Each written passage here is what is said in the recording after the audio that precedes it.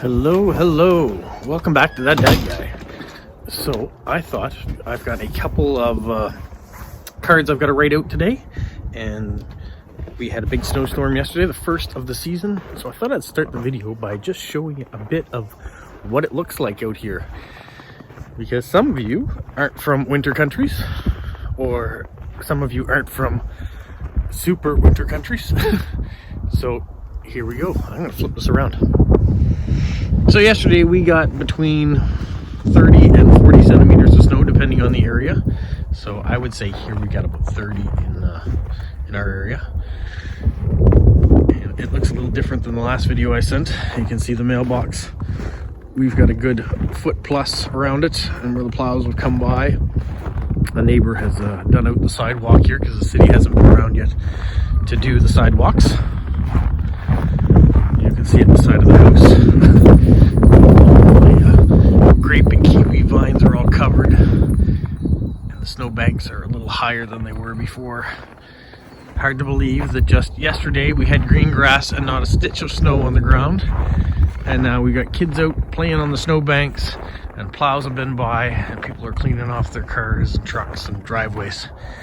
I luckily have a plow service that did most of mine, but if you can see from the pictures I put on Instagram, my little car was covered in snow because the plow only goes up to the back of it, so I've had to shovel around it, clean it off.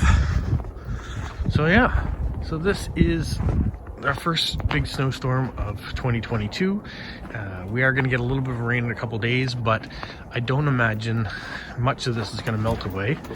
And then I think Tuesday, today is Saturday, Tuesday we're going to have minus 18 degrees. It's minus 9 right now. So it's not going to go anywhere. We got a couple cold days. There's my heat pump on the side. I've got two of those in the house. You can see the wind has blown it pretty free here, so I've got green grass. But there's my fire pit, or there should be my fire pit. It's covered in snow. You can kind of see the ring around it now. And all my hedges are all toppling over with snow up onto the back deck.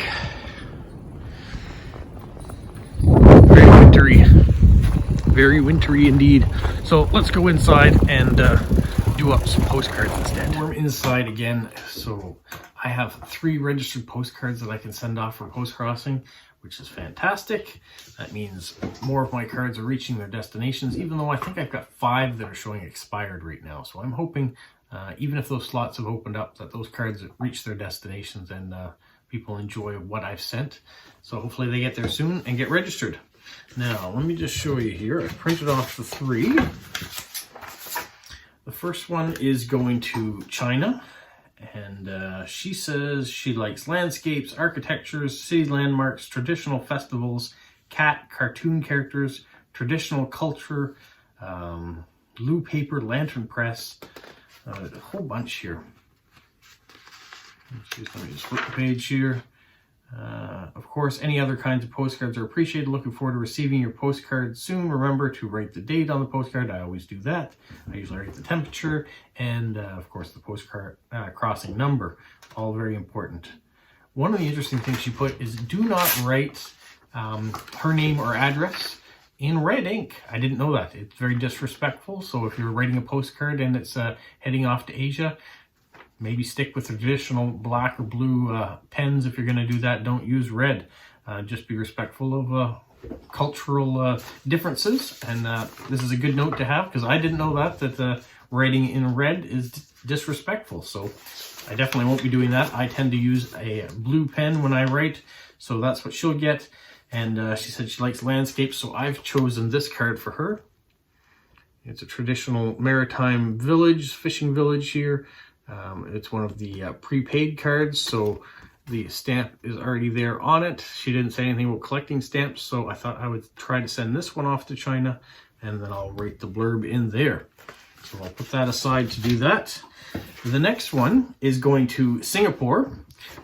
I'm hoping this person is active. It shows the last time they were on it was 24 days ago, so I'm hoping they just took a break over the holidays, but they will get back into it again.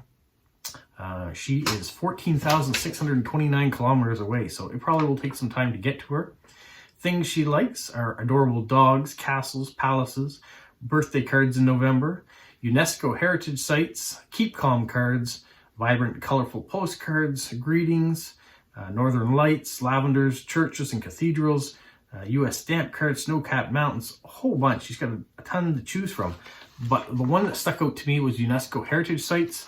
I had this card of Lunenburg, Nova Scotia, which is a UNESCO heritage site. It's indicated there at the bottom. And so I thought that maybe she'd like that one. So that's the one I'm going to send off to her. Put that aside and we'll fill that out. And the last one I have is going off to Russia. It's going to Moscow. And says that she's been living in the capital now for 7 years. She lives there with her husband and her 2 Sphinx cats. And things that she really likes are promotional postcards, postcards from where you live, Sphinx cats, cartoons, illustrations, series, things that represent you, reproductions of paintings, posters and advertising, and ugly postcards. And she really likes beautiful stamps. So, this is the first time I've done this, but I tend to save these for my YouTube followers and subscribers rather, and people that have been kind to me. But I'm going to send a That Dad Guy postcard to her because it checks off a few of the boxes. It's a promotional card because it's representing my channel. It's also cartoony because that's kind of got the Lego logo written over with a kid's rating for That Dad Guy. It represents me, so that's what she also wants. It's kind of advertising. Yes, it is. Is it an ugly postcard? It may be indeed an ugly postcard. So I'm going to try to send this to her because I have so much blank space on the back. I can fill this up with nice stamps for her as well and put the message there on it. So hopefully Daria will like that. So those are the 3 that are going out for post crossing.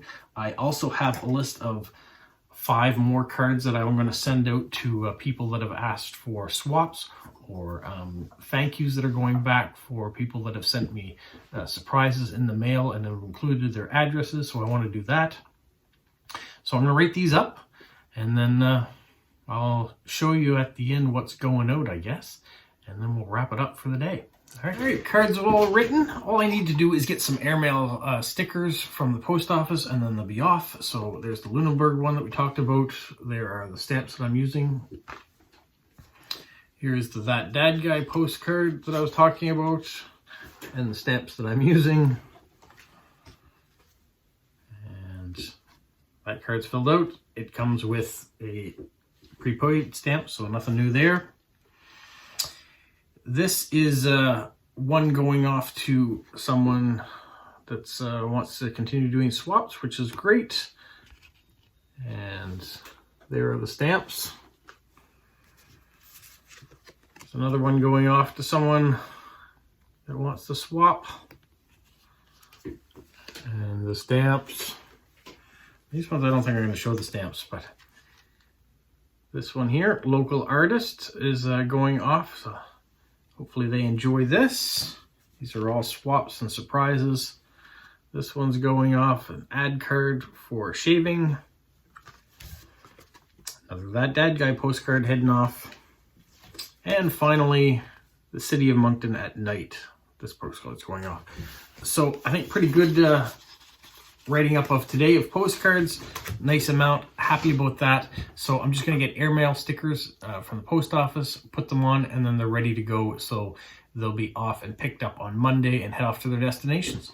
So hopefully you enjoy that. Yeah, every day is a new adventure in post crossing. Different cards coming in, different cards going out, and of course the stories we get to write on the back, which makes them also special. So stay safe. What, Polo? You say like, subscribe, share, and tell all your friends? Who's a good boy? Who's a good boy?